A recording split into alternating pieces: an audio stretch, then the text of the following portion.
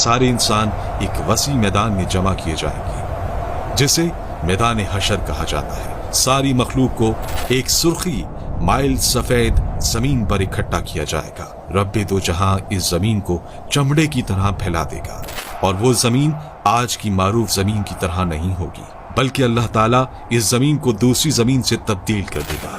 आसमान को भी इसी तरह तब्दील कर दिया जाएगा। ये मैदान इतना बड़ा होगा कि तमाम इंसानियत इसमें समा जाएगी। ये मैदान बिल्कुल हमवार होगा, कोई पहाड़, कोई गढ़ा, कोई बुलंदी नहीं।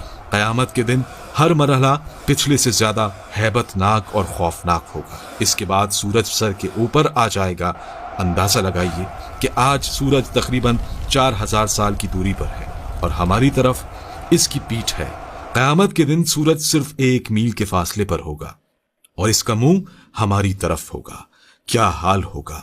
हमारे भेजे गर्मी की शिद्दत से खौल रहे होंगे और इतना पसीना बहेगा कि 70 गज जमीन में जज्ब हो जाएगा। फिर जो पसीना जमीन ना पी सकेगी वो ऊपर की तरफ आएगी। वो पसीना किसी के टखनों तक होगा तो किसी के घुटनों तक पहुंच जाएगा। कोई कमर तक इसमें गर्क होगा तो कोई सीने तक इसमें तैर रहा होगा। कुछ तो ऐसे भी होंगे कि उनके गले तक पहुंच चुका होगा और काफिर के तो मुंह तक चढ़कर लगाम की तरह इसे जकड़ लेगा, जिसमें वो डुबकियां खाएगा। ये सब कुछ डिपेंड करेगा हमारे अमाल पर। अब लोगों के साथ उनके अमाल के हिसाब से मामला किया जाएगा। सजा या जजा अमाल को देखकर दी जाएगी। इस दिन किसी चीज का कोई साया नहीं होगा, लेकिन कुछ अहले ईमान ऐसे भी होंगे कि उन्हें अल्लाह रब्बुल इज्जत अपने अर्श के साए में रखेगा। इस गर्मी की हालत में प्यास की क्या कैफियत होगी।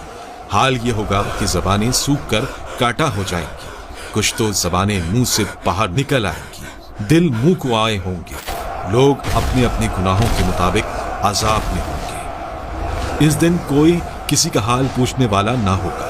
बड़े मजबूत और गहरे रिश्ते इस दिन अपनी वक़्त खो देंगे। रिश्तेदारियां और ताल्लुकदारियां किसी काम नहीं आएंगी। यहाँ तक कि सगे रिश्तेदार जो दुनिया में एक दूसरे को देखकर जीते थे, इस दिन एक दूसरे से जान छुड़ाएंगे। भाई भाई से भागेगा, माँ औलाद से पीछा छुड़ाएगी तो औलाद माँ से दौड़ेगी। बाप बच्चों से बेजार होगा तो बच्चे बाप से भागेंगे। बीवी शौहर से भागेगी तो शौहर बीवी से भागेगा।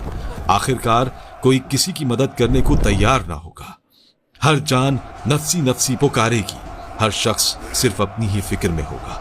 किसी दूसरे से इसे कोई सरोकार ना होगा। यह मुसीबतें चल ही रही होंगी कि जहन्नुम को लाया जाएगा।